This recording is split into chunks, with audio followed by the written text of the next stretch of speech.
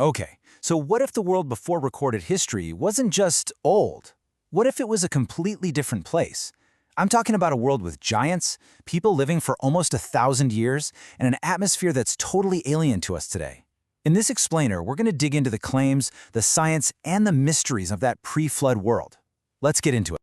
First up, we're going to explore those really wild claims from ancient texts about a lost world of giants. Then, we'll see what the Earth's own atmosphere, the geologic record, has to say. After that, we'll line up flood stories from all over the world, see how modern AI is giving us a fresh look at ancient catastrophes, and we'll wrap up with something really crucial. A look at how often settled science has been, well, completely wrong. All right, so let's start with the most imaginative, the most provocative ideas, the ones that come to us from some of our oldest records. So, this is the big question that really kicks this whole thing off. I mean, it sounds like something straight out of a fantasy novel, right? But here's the thing. This picture of the ancient world isn't some modern invention.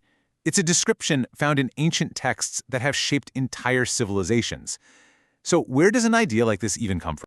Well, the most well-known source, at least in the West, is the Book of Genesis. It doesn't just talk about patriarchs living for centuries, but it also mentions these mysterious figures, sometimes called the Nephilim, or giants, who were around before a great flood. This really sets the stage for a world that was playing by a very different set of rules than our own. Now this is where it gets really interesting, because we're pitting a speculative idea against a scientific fact. On the left, you've got the vapor canopy hypothesis. It's basically an attempt to model that world from Genesis, suggesting a layer of water vapor up in the atmosphere created this kind of global greenhouse. In theory, that would ramp up the atmospheric pressure and block nasty radiation, maybe allowing for those super long lifespans. Now it's not proven, but look at the right. We have verified proof of a time in Earth's deep past, the Paleozoic era, when crazy high oxygen levels literally fueled gigantism in things like insects. So here's the takeaway. While the specific mechanism is debated, the core idea of a past Earth with an atmosphere that could support very different life, that has a clear scientific parallel. So let's build on that. Let's move from the ancient stories to the hard evidence that scientists have pulled directly out of the Earth itself. Get a load of this number, 32%. Based on things like tiny air bubbles trapped in ancient amber, scientists figure that during the age of the dinosaurs, the air was about 32% oxygen. To put that in perspective, we're breathing about 21% today. That's a world that is 50% richer in oxygen. Just try to imagine what a world like that could support. And this chart just says it all, doesn't it? Because insects breathe in a way that their size is pretty much limited by how much oxygen is in the air.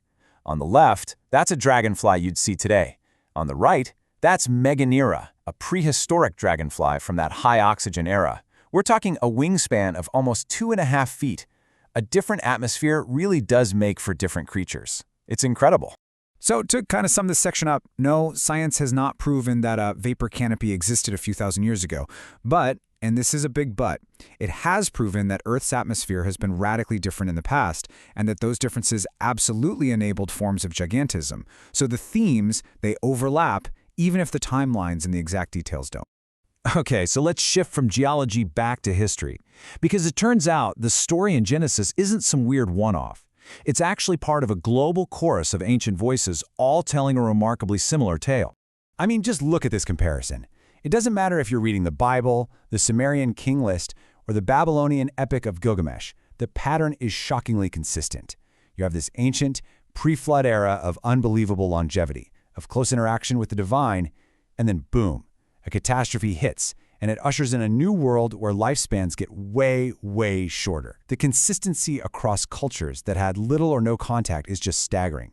It really makes you wonder, are these just echoes of a single global event preserved in human memory?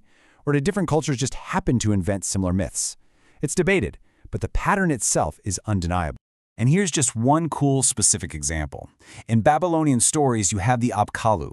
These were these semi-divine sages who taught humanity all this amazing wisdom before the flood. It just reinforces that same theme we keep seeing. The pre-flood world was remembered as a time when the wall between the human and the divine was a lot thinner than it is today. Okay, so we've got these ancient stories about a global catastrophe. What can our most advanced modern technology tell us about events like that? Well, this is where things like AI and supercomputer simulations come into the picture. For the longest time, the textbook idea was that mass extinctions are like a forest fire. They clear out the old growth so new life can explode. But a recent study used machine learning to just crunch through the entire fossil record, and it found something really surprising. That's not always what happens. Sometimes, after a catastrophe, life just struggles. AI is showing us that bouncing back from a global disaster is way more complicated and messy than we used to think. And check this out. This is what happens when we model a catastrophe we know happened. This simulation of the asteroid that killed the dinosaurs shows a truly mind-blowing global event. The impact created a mega tsunami. We're talking waves that were miles high, that didn't just cross oceans. It was so powerful, it literally scraped the seafloor clean on the other side of the planet. And the best part? The chaotic, jumbled-up rock layers the simulation predicted, well, that's exactly what geologists find out in the real world. It's an incredible confirmation of how an event from a single day can scar the entire planet forever. This brings us to our final section, and honestly, it might be the most important one. Because if we're going to seriously look at ideas that challenge what everyone knows, we have to remember that the scientific consensus has a habit of, well, changing. Back in the late 1800s, Lord Kelvin, who was one of the most brilliant physicists of his day, declared the Earth was, at most, 40 million years old. And he was wrong. Not by a little bit. He was wrong by more than 4 billion years. Why? He didn't know about radioactivity, a fundamental force of physics that totally rewrote our planet's history book. And you see the exact same pattern with the age of the universe. In less than one lifetime, we went from thinking it was infinite and static to a first guess of 2 billion years, which was hilariously wrong, all the way to the 13.8 billion we're confident in today. Every single step required a total revolution in how we think and the tools we use. But my all-time favorite example has to be plate tectonics. The idea that whole continents are just drifting around was considered scientific heresy. It was mocked by the establishment for decades. Then, in the 1960s, a flood of new evidence came in from the ocean floor, and in less than 10 years, that heresy became the central, fundamental truth of all modern geology. And so this is the thought I really want to leave you with. When you see how much we've learned, but also how much we've had to unlearn, it forces you to ask this question. It's a really good reminder that the line between what we call myth and what might be a forgotten reality can get pretty blurry sometimes. And that the most exciting discoveries are often the ones that challenge what we think we already know for sure.